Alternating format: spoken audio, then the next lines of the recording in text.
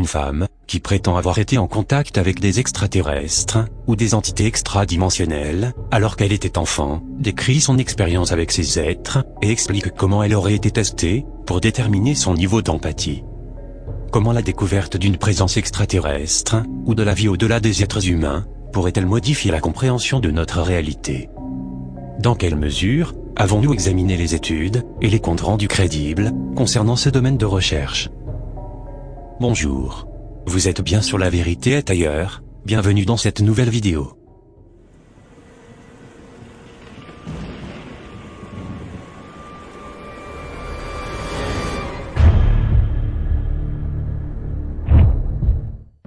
Qu'il s'agisse d'un professeur de physique de Princeton, comme le docteur Brian O'Leary, qui a déclaré au Monde qu'il existe de nombreuses preuves que nous sommes contactés, ou Victor Marchetti, ancien assistant spécial du directeur adjoint de la CIA, ayant déclaré que nous avons effectivement été contactés, voire même visités par des extraterrestres, le fait que nous sommes, et avons été visités par des êtres intelligents, venant d'autres mondes, ou d'autres dimensions, n'est plus un sujet tabou.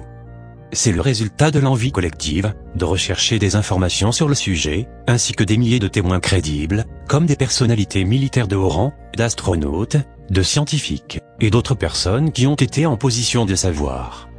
L'existence des ovnis a été vérifiée grâce à des séquences vidéo, des photos, des données électro-optiques, comme des suivis de radar, des documents secrets déclassifiés, et des témoignages d'un certain nombre de responsables gouvernementaux, et de personnes du monde entier.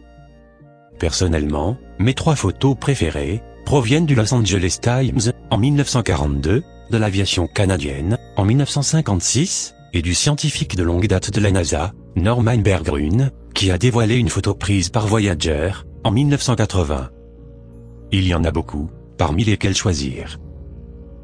Bien que le phénomène OVNI ne soit plus un tabou, l'hypothèse d'un contact avec des extraterrestres, et l'idée que de nombreuses personnes sur Terre, qui l'ont expérimenté, le sont toujours, reste un sujet controversé.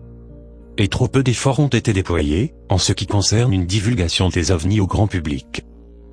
Luis Elizondo, un ancien employé des services de renseignement de la Défense, qui a exposé l'un des programmes secrets de recherche sur les ovnis du Pentagone, ainsi que d'autres membres de la communauté du renseignement, et Tom DeLonge, ont déclaré qu'ils avaient délibérément évité de parler de la question extraterrestre, et de qui se trouvait aux commandes de ces objets volants non identifiés, car c'est un sujet très controversé.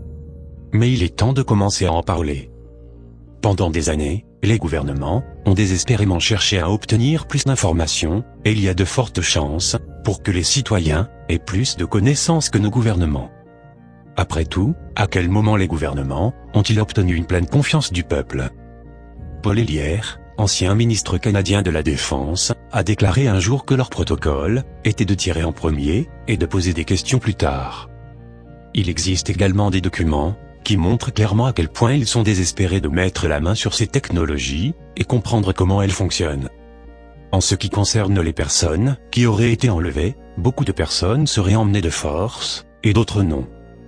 Ceux qui ne sont pas forcés de s'éloigner de leur environnement sont communément appelés des contactés au sein de la communauté ufologique.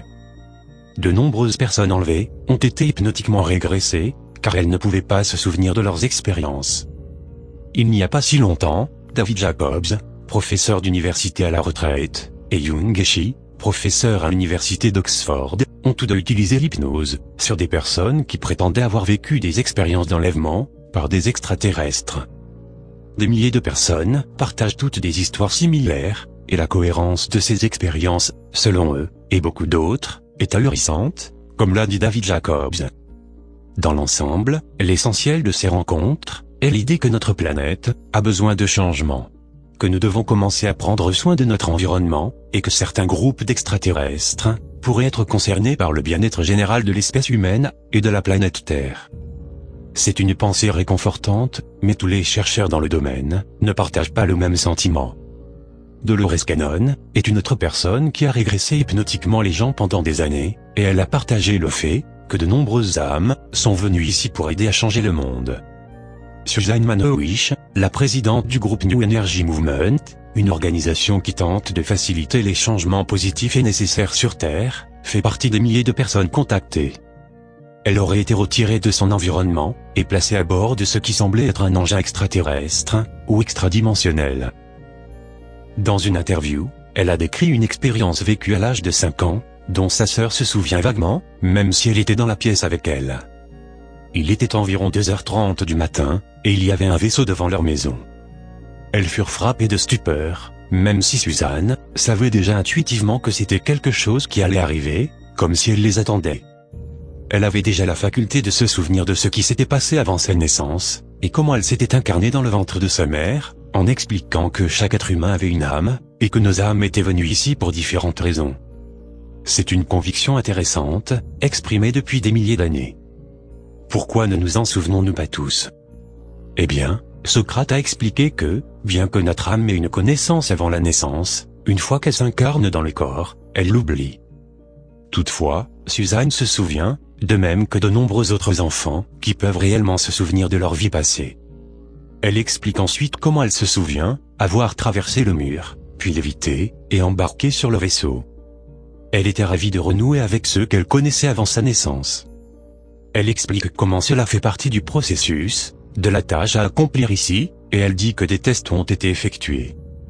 Ces êtres étaient légèrement plus grands que Suzanne, de forme humanoïde, avec une apparence lumineuse dorée, parfois avec une teinte virant sur le vert. Ils semblaient se dépêcher dans leurs différentes tâches, comme s'ils ne pouvaient pas rester ici très longtemps, comme si notre environnement était inhospitalier pour eux, et que leur corps ne pouvait pas rester toujours sous cette forme. Elle se souvient d'une sorte de test, sur son système nerveux central, pour mesurer son empathie. Pendant qu'il l'examinait, l'un des êtres qu'il observait, était bouleversé, ce qui a incité tous les autres, à essayer de voir s'ils pouvaient ressentir la même chose. Alors, que faut-il retenir de tout ceci? En ce qui concerne les ovnis, il a fallu un certain temps pour que le sujet quitte le domaine du tabou, et reçoive enfin plus d'attention. Bien sûr, il y a des gens puissants dont les intérêts sont menacés par le sujet ovni. Le secret est gardé pour de multiples raisons, et l'une d'entre elles est le fait qu'une divulgation ouverte au sujet des ovnis signifie une divulgation ouverte de leur technologie, et la façon dont cela pourrait affecter négativement notre économie, basée sur le pétrole. L'idée que les extraterrestres soient aux commandes menace également de nombreuses structures de contrôle et systèmes de croyances humaines qui nous empêchent d'avancer ensemble en tant que race humaine. Nous avons encore beaucoup de chemin à parcourir, mais il est temps maintenant de poser des questions plus profondes. Mais cette fois, nous devons déterminer qui est aux commandes de ces engins, pourquoi ils sont ici, et quelles sont leurs intentions. Il n'existe pas de meilleur moyen de le faire que d'écouter les personnes qui s'exposent et partagent leur histoire. Cette rencontre particulière est très intéressante, car l'empathie, le fait de penser aux autres, de prendre soin des autres, est une composante essentielle et vitale de l'amour, qui transformera notre monde. Je vous remercie de m'avoir suivi, et je vous dis à bientôt, pour une prochaine vidéo.